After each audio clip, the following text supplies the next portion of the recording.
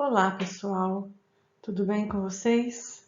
Estamos aqui de volta para falar de um tema bem importante que vai nortear todo o processo de conservação por calor das bebidas, especificamente, mas de todos os alimentos, não é?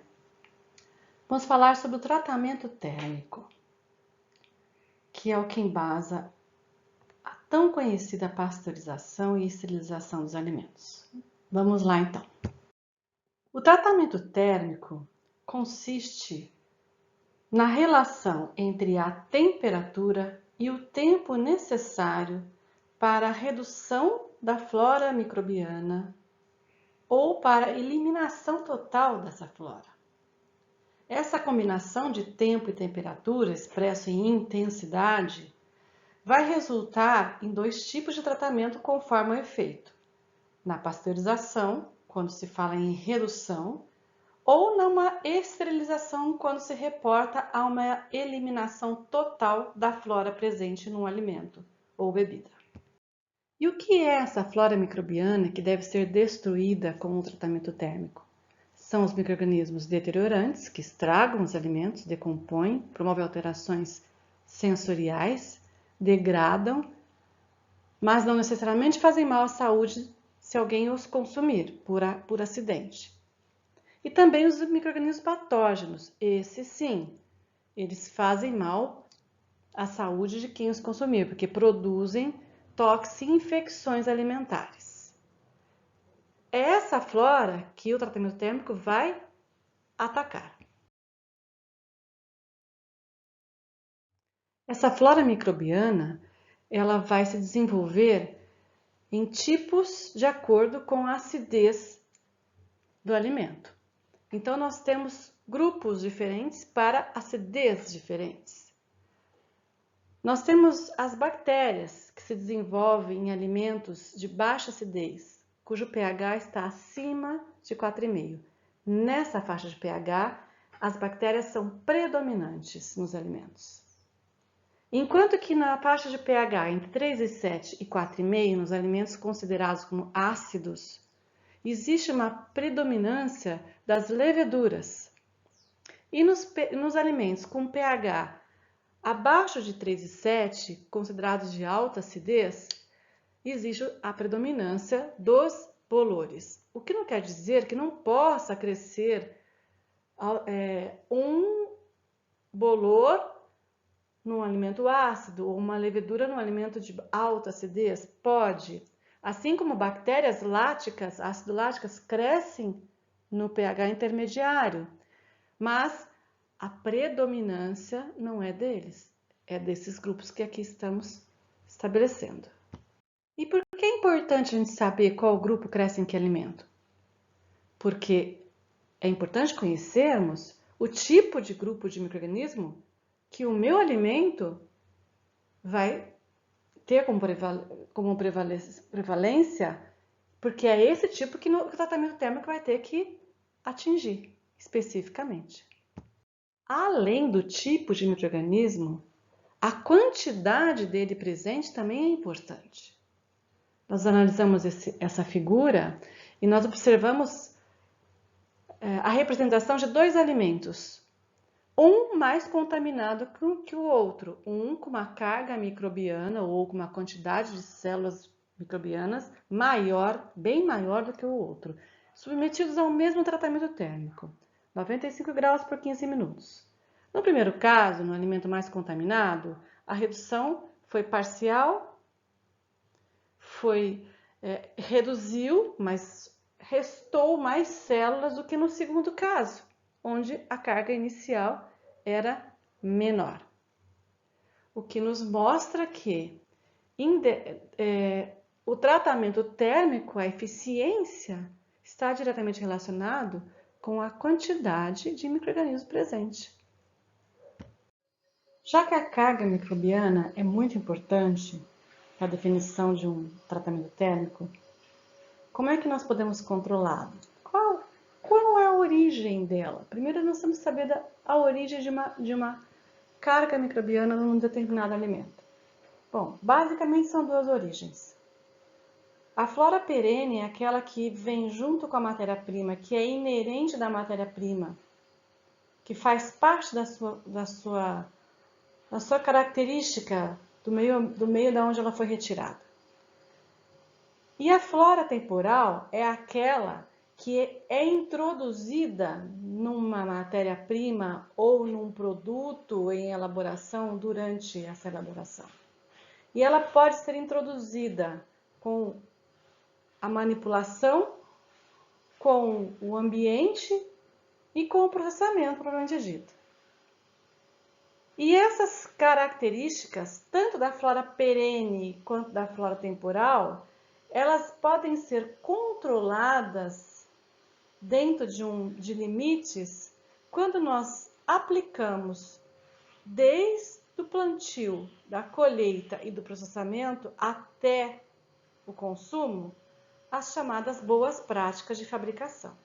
As boas práticas de fabricação são os cuidados que nós temos que ter durante todas essas etapas, essa cadeia produtiva, para que a flora perene não se desenvolva acima dos limites naturais, provocando, né, deterioração dos alimentos de uma forma mais rápida, e também que a flora temporal seja reduzida ao mínimo possível, ou evitada praticamente tudo, né, dentro de um processamento, que se procura evitar introdução de flora temporal no alimento. E as boas práticas fazem isso. As boas práticas não são objetos do nosso estudo nesse momento, elas serão objetos dos nossos estudos em outras disciplinas, né, que vocês vão ver quais são e como são praticadas essas formas de fabricação para minimizar os danos e minimizar a carga microbiana dos alimentos. Mais um fator que vai influenciar no tratamento térmico é a resistência térmica dos micro-organismos. E essa resistência térmica, ela é inerente do micro-organismo. Porém, existe uma relação com a acidez do produto. É sabido que alimentos de ácidos e de alta acidez vão desenvolver micro-organismos menos resistentes ao calor. Eles permitem o crescimento desse tipo de micro-organismo. Enquanto que nos alimentos de baixa acidez, a prioridade vai ser para micro-organismos mais resistentes ao calor, embora tenhamos exceções nos dois grupos, porque existem os esporulados, que são células que se protegem a condições inóspitas de temperatura ou de acidez e formam uma cápsula protetora que minimiza a inativação pelo calor em todas as faixas de acidez. Então, nós estamos falando agora de intensidade de tratamento térmico, não é? Porque a intensidade, ela vai ser aplicada de acordo com a resistência térmica dos micro-organismos, que por sua vez está ligado diretamente com o tipo de alimento em que eles estão se desenvolvendo ou estão presentes. Tratamento térmico de alta intensidade significa uma quantidade de calor aplicado intenso. Por exemplo, 40 graus Celsius por 3 horas é um tratamento de alta intensidade? Ou não? Dependendo do lugar, eu acho que sim, né? Ou 80 graus Celsius por 30 minutos também é considerado um tratamento de alta intensidade.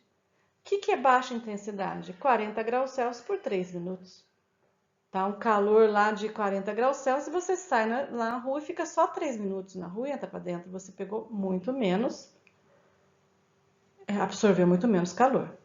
Tá uma temperatura de 80 graus Celsius lá fora, você num forno, numa câmara, você entra e fica 30 segundos e sai.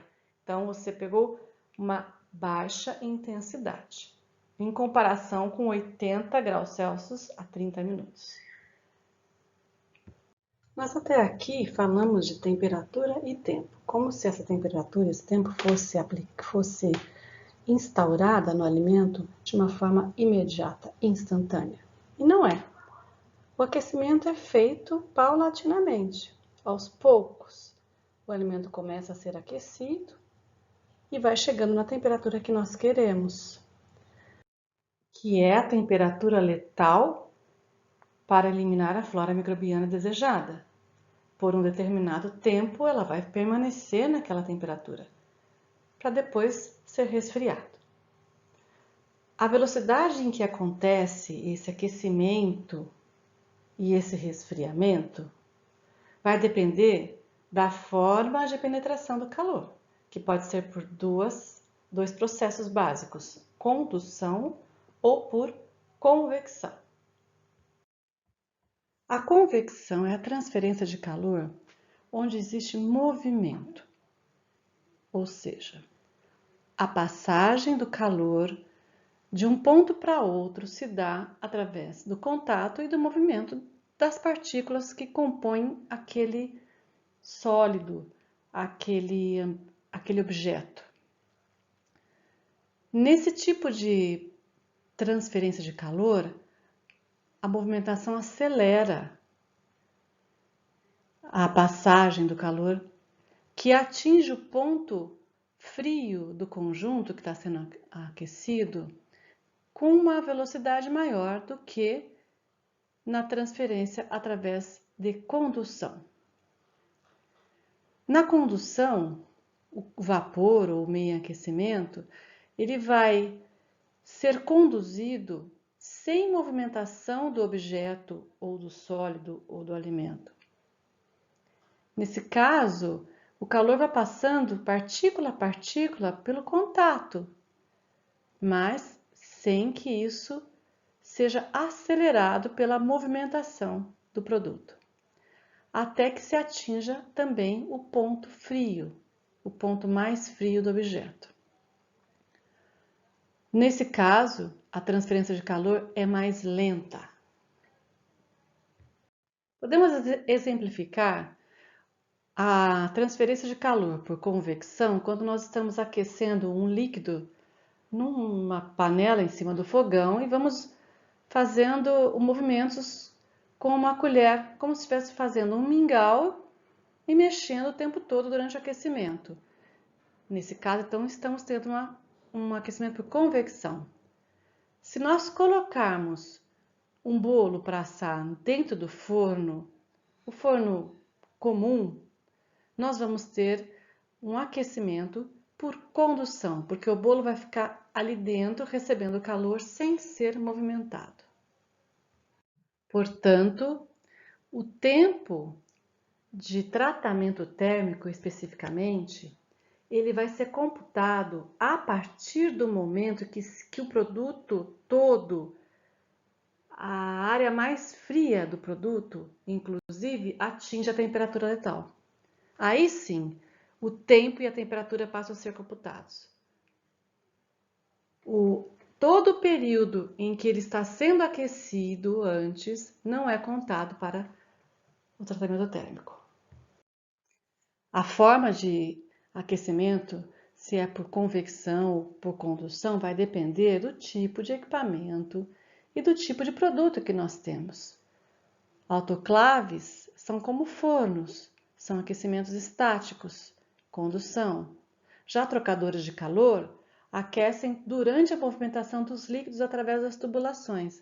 Convecção são aquecimentos mais rápidos. A curva do tratamento térmico, então, ela é composta por um período de aquecimento até que se atinja a temperatura letal, que se mantenha nessa temperatura pelo tempo necessário para a destruição celular e depois o resfriamento. O período de manutenção dessa temperatura de permanência letal pode ser mais curto ou mais longo, dependendo da temperatura que se alcança. Quando a temperatura letal é maior, mais elevada, o tempo vai ser menor. Ao contrário, quando a temperatura for mais baixa, for menor, o tempo tem que ser alongado para compensar a redução de temperatura, resultando numa mesma intensidade de destruição térmica. Esse é o grande jogo, né? Tempo e temperatura do tratamento térmico. Compreender esses parâmetros que influenciam o tratamento térmico dão suporte para que a gente entenda a pasteurização, que utiliza o tratamento térmico como seu princípio, assim como a esterilização. A pasteurização trabalha com temperaturas abaixo de 100 graus Celsius. O foco da pasteurização é a eliminação dos patógenos. E isso ocorre porque os patógenos, a maioria deles, são termossensíveis e são destruídos em temperaturas abaixo de 100 graus. Nos alimentos de baixa acidez, então, com pH maior de 4,5, vai ocorrer uma redução da carga microbiana na pasteurização, com a destruição de todos os micro-organismos termossensíveis, incluindo os patógenos. Porém, os termorresistentes que estão presentes nesses alimentos de baixa acidez, eles vão continuar lá e podem promover a deterioração desses alimentos mesmo depois da pasteurização. Porém, nos alimentos ácidos, onde a maioria dos micro-organismos que nós já vimos são termossensíveis, tanto patógenos como deteriorantes são eliminados. E o efeito da pasteurização aí é um efeito de esterilização. Nós chamamos então de pasteurização conservadora nesse caso. E o alimento, com essa condição de pH, sofrendo a pasteurização, ele pode ser mantido estável, fora de geladeira ou fora de outra condição de conservação. Enquanto que os primeiros apenas vão sofrer uma pasteurização chamada de higiênica, ou seja, a redução da carga microbiana. Esses gráficos são exemplos de pasteurização lenta, onde a temperatura letal é menor por um tempo maior, e uma pasteurização rápida, onde a temperatura alcança valores mais altos e reduz o tempo. Esses valores são apenas demonstrativos de como o processo ocorre.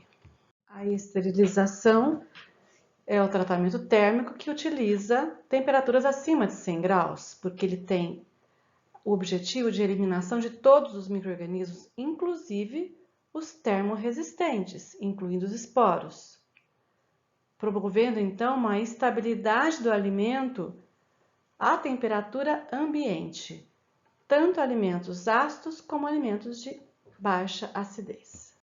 Da mesma forma que na pasteurização, a esterilização pode ser lenta, rápida ou até ultra rápida, que é o nosso famoso UHT. Na esterilização lenta, as temperaturas são mantidas por tempos superiores, né? Tempos maiores. E aí vocês podem ver nos exemplos dados um tratamento térmico de 110 graus Celsius por 20 minutos, que deve ser equivalente à destruição que vai provocar um tratamento de 120 graus Celsius por 5 minutos, por um quarto do tempo, que também é equivalente a um tratamento a 145 graus Celsius por 2 segundos. É claro que essas equivalências que eu dei aqui são exemplos. Existem formas de cálculo dessas equivalências e elas não são diretamente proporcional. Elas são escalas logarítmicas e são fórmulas especiais que se traduzem em tabelas com indicação de tratamento térmico para diferentes tipos de produtos. O UHT que nós vemos aqui é o processo que serve para o leite de caixinha, né, para os produtos de caixinha, em que as temperaturas elas são alcançadas em segundos, né, e produz aí o mesmo efeito do que minutos de tratamento.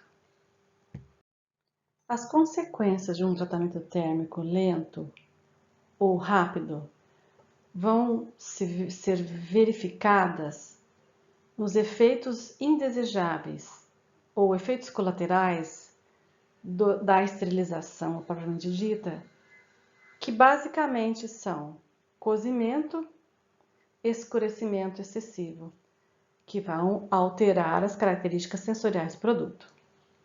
A relação entre tempo e temperatura e efeito colateral é explicada da seguinte forma, conforme se viu nesse gráfico, nessa figura.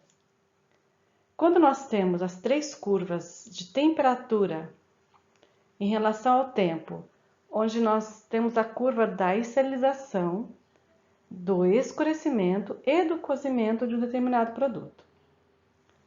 Nesse gráfico representa exatamente o que acontece na realidade. Partindo de um ponto central de 120 graus Celsius, onde nós vemos na linha azul, nós vemos que essas três curvas têm uma convergência em 3 minutos, ou seja, um produto mantido a 120 graus Celsius por 3 minutos vai receber uma intensidade de calor que vai promover a esterilização, o seu cozimento e o seu escurecimento ao mesmo tempo. Quando nós trabalhamos com temperaturas mais altas, de 120, por exemplo, utilizando aí o exemplo de 130 graus do gráfico, na curva marrom, nós vemos que com 0,3 minutos a 130 graus, já se alcança a linha de esterilização do produto. Ou seja, nessa condição o produto já começa a ser esterilizado, já é esterilizado, vamos dizer assim. Se aumentarmos o tempo de permanência a 130 graus até 0,7 minutos, o produto já escurece, porque ele atinge a linha do escurecimento. Portanto, entre 0,3 e 0,7, ele está recebendo calor, matando o micro-organismo, mas ele ainda não escureceu. É uma zona ainda vamos dizer assim, de liberdade, né, de trabalho, sem alterar a cor. E se nós continuamos com essa temperatura de 130 graus até 1,8 minutos, o produto vai sofrer o cozimento. Ele vai atingir a linha do cozimento. Ao contrário, se nós trabalhamos com uma temperatura abaixo de 120, que é o ponto de equilíbrio, né? 110 graus Celsius, o que acontece? Lá em cima, percebam que as linhas de cozimento, escurecimento e esterilização, elas mudam de lugar, não é? Devido às suas inclinações. A 110 graus Celsius, em 4 minutos, na linha azul, nós vamos ver que atinge-se a linha de cozimento. Então, o produto, com 4 minutos a 110 graus Celsius, já vai ser cozido, seja ele qual for, né? Produto de origem alimentar. A 110 graus Celsius, com 5 minutos, ele já começa o processo de escurecimento, ele já atinge a linha do escurecimento e ele ainda não atingiu a linha da esterilização, que é a última, que só vai ser atingida a partir de 7 minutos. Portanto, quando ele atingir o tempo necessário para esterilizar, ele já foi todo cozido e já escureceu. Na verdade, ele teve um sobrecozimento e um escurecimento alto nesse ponto. Então, com 110 graus Celsius, a gente observa que a velocidade de esterilização ela é menor do que a velocidade em que os efeitos indesejáveis sensoriais vão acontecer. Enquanto que a 130 graus Celsius, a velocidade de esterilização ela é mais rápida, ela é maior do que a velocidade dos efeitos indesejáveis. E a 120 graus Celsius, elas são equivalentes. Portanto, quanto maior a temperatura e menor o tempo, menor serão os efeitos secundários do tratamento térmico do ponto de vista sensorial dos alimentos. foram desenvolvidas tabelas conforme a acidez e a carga microbiana dos produtos para nortear os tratamentos térmicos, de forma a se obter a esterilidade comercial dos alimentos. Essas tabelas têm que ser adaptadas para o tamanho do produto que está sendo desenvolvido, para a forma de penetração que o equipamento que vai ser usado oferece. Portanto, elas são uma base encontradas em livros de microbiologia que leva em consideração o micro-organismo e a acidez do produto.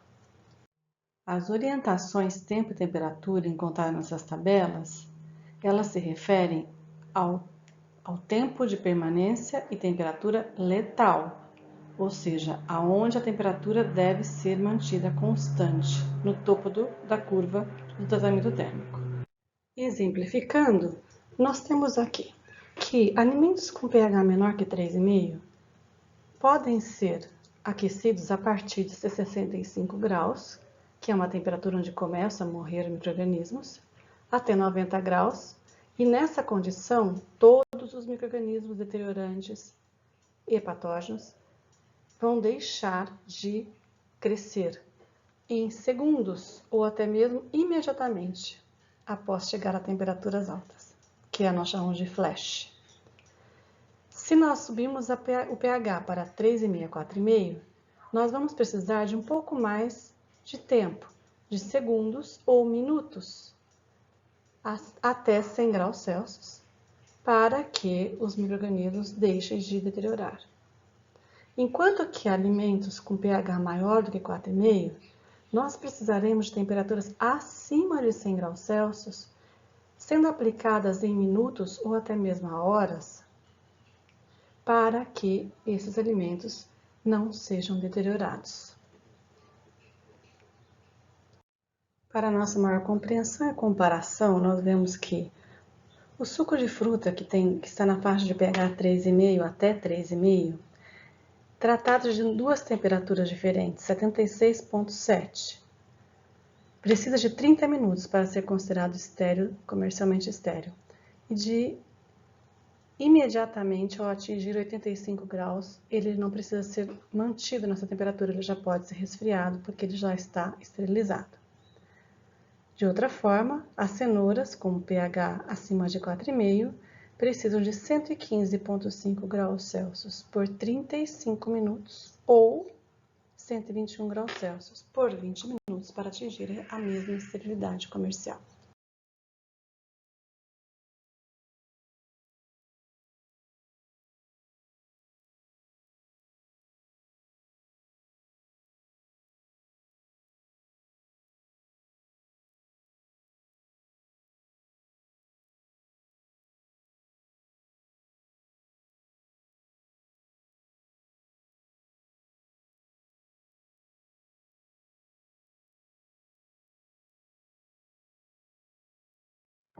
O processamento não melhora o produto final. O processamento mantém a qualidade da matéria-prima. Pode produzir um produto excelente desde que a matéria-prima seja excelente. Portanto, é importante que a contaminação inicial seja controlada para que o binômio tempo e temperatura seja o menor possível. Tenha a menor intensidade de tratamento térmico. Caso contrário, o sabor do produto, a cor do produto vai ser alterada, ou então o tratamento térmico não vai dar conta de eliminar aquela carga microbiana alta e vai haver deterioração desse alimento ao longo da sua vida útil. Então aqui, agora vale uma reflexão. O que é mais fácil? Destruir a flora de um alimento ácido ou de um alimento de baixa acidez? De um alimento mais ou menos contaminado? Então vamos destacar os pontos essenciais do tratamento térmico. Primeiro, lembrando que ele ocorre em 3 etapas: o aquecimento até uma temperatura letal, em que é mantido por um determinado tempo, seguido por um resfriamento. A pasteurização e a esterilização utilizam como princípio o tratamento térmico, sendo que a primeira, a pasteurização, não destrói todos os micro-organismos, mas pode inibi-los de crescimento nos alimentos ácidos. A esterilização sim destrói todos os micro-organismos, ácidos ou pouco ácidos. Quanto maior a temperatura que se usar, menor vai ser o tempo necessário para a manutenção dessa temperatura letal. Consequentemente, quanto menor o tempo, melhor vai ser a manutenção das qualidades sensoriais dos alimentos pasteurizados ou esterilizados. É isso que nós tínhamos para essa aula. Até a próxima!